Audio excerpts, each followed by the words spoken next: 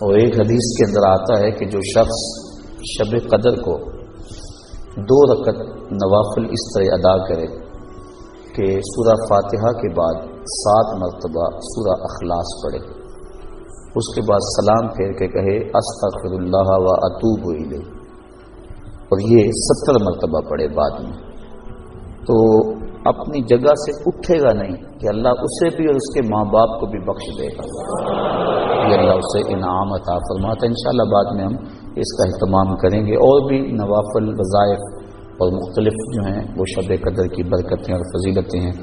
سورہ تکاثر اور اس کے بعد سورہ اخلاص پڑھنے کا حکم ہے، اور وہ 4 رکعتیں ہیں، 70 مرتبہ پڑھی جائیں۔ دیگر مختلف جو ہیں وہ علماء نے اپنے اپنے تجربات اور ان کو جو روایات ملی ہیں وہ امت تک منتقل کی ہیں۔ تو یہ رات اپنے دامن میں اس اعتبار سے بہت ساری رحمتیں لیے ہوئے ہمارے ہاں جلوہ گر ہے۔ اللہ تعالیٰ اس رات کی برکتیں ہم سب کو نصیب فرمائے۔ اس کو توبہ و انابت کی رات بھی کہا جاتا ہے۔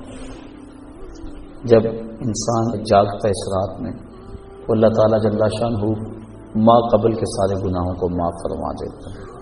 وہ فرمایا کہ من قام لیلۃ الصیام، لیلۃ القدر سے مراد ایمانا و احتسابا غفر له ما تقدم من ذنبہ، جس نے لیلۃ القدر کو قیام کیا اللہ تعالیٰ اس کے پچھلے سارے گناہوں کو معاف فرما دیتا ہے۔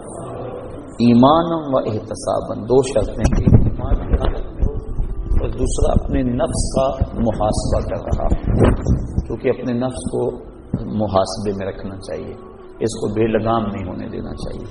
جو پڑھ رہے ہیں کہہ رہے ہیں اس پر مانن استحضار موجود ہو، اور ہم اگر توبہ کریں رجوع لائیں اس کے حضور تو وہ صرف زبان سے نہ ہو بلکہ ہمارے دل کی اتھاہ گہرائیوں سے۔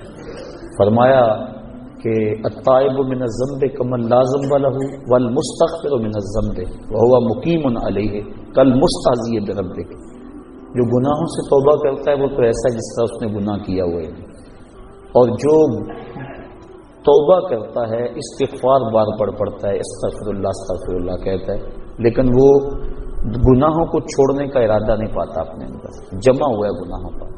کہا کل مستہزئ بربہ، وہ اپنے رب سے مذاق کرنے والا ہے کہ جس پر استغفار کر رہا ہے اس کو تو چھوڑ ہی نہیں رہا، اس کا تو ارادہ ہی نہیں کر رہا کہ میں نے اس کو چھوڑنا ہے، تو وہ تمسخر کرنے والا کہلاتا ہے۔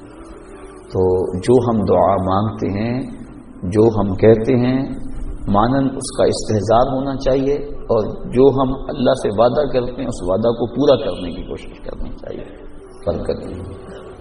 ویسے تو حدیث شریف میں آتا ہے کہ اس کو طاق راتوں میں، آخری عشرے کی طاق راتوں میں تلاش کرو، لیکن حضرت ابی بن کعب رضی اللہ تعالیٰ عنہ قسم کھایا کرتے تھے کہ مجھ سے قسم لے لو کہ شب قدر جو ہے وہ 27ویں کی رات ہے۔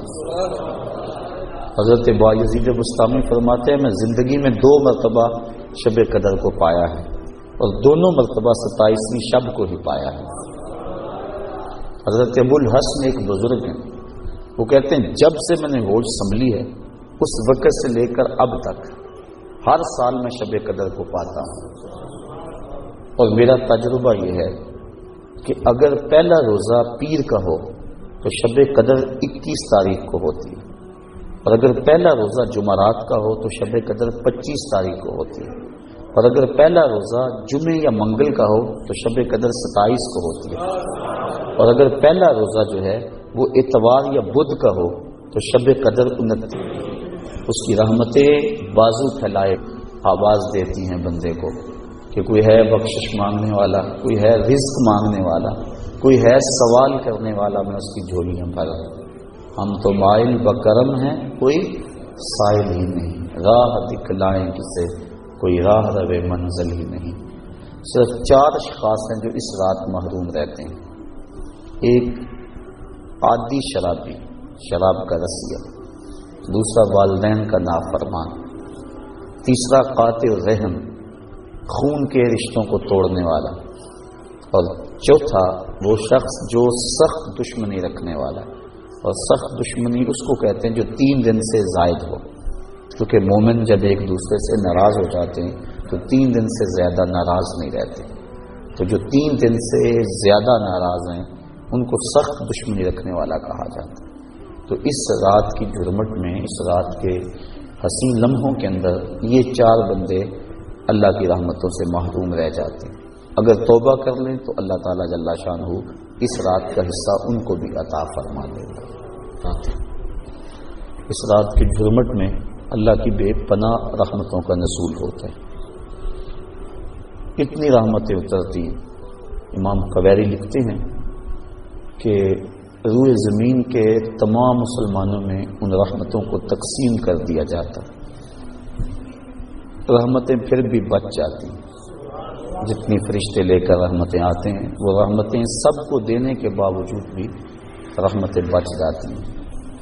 پھر وہ رحمتیں دارالحرب میں رہنے والے کافروں میں بانٹی جاتی ہیں، اور جس کافر کو اس رحمت سے حصہ ملتا ہے اللہ اسے اسلام عطا فرما دیتا ہے.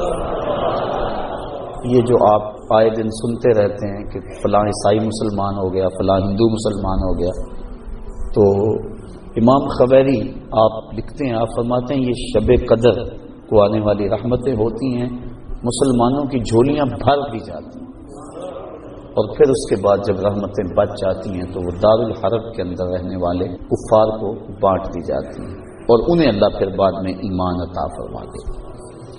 اور ایک روایت کے لفظ اس طرح ہے کہ پھر وہ رحمتیں چھوٹے بچوں میں بانٹ دی جاتی ہیں. اللہ کی رحمتیں کتنی عمیم ہیں اور اس کی رحمتیں کتنی وسیع ہیں. اللہ تعالیٰ کے محبوب علیہ السلام نے اللہ کی بارگاہ میں یہ عرض کی تھی کہ مالک، میں اب اپنی امت کو تیرا سلام پہنچاتا ہوں، تیری جانب سے جو سلامتیاں وصول کرتا ہوں وہ اپنی امت کو میں دیتا ہوں. تو جب میں چلا جاؤں گا تو تیری طرف سے اترنے والی سلامتیوں کو اور سلام کو میری امت تک کون پہنچائے گا؟ تو اللہ تعالیٰ نے سورۃ القدر نازل کی، اس میں فرمایا سلام محبوب فکر نہ کر، فرشتوں کی ڈیوٹی لگا دی ہے، وہ قیامت تک تیری امت پر سلامتیاں نازل کرتے رہیں. تو اس رات کے جرمٹ میں بے پناہ